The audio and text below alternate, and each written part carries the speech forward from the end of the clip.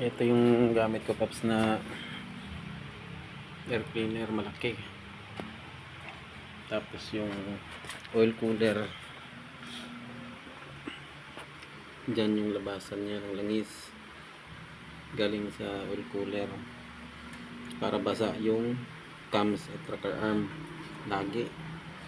Tapos yung ito yung nanggagaling sa ilalim.